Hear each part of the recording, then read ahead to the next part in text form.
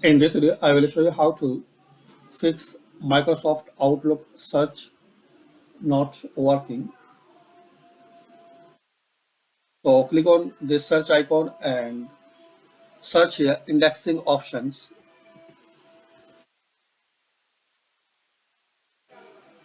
Click on indexing options.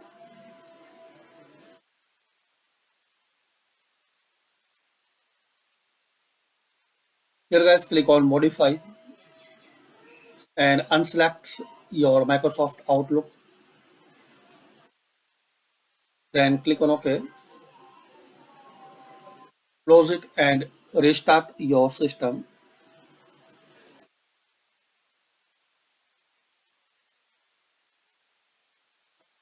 After restart, again click on this search icon and search indexing options.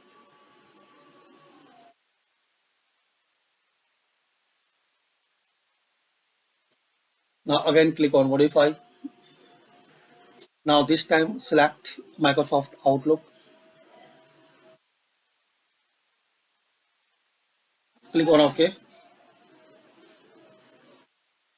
Now advanced.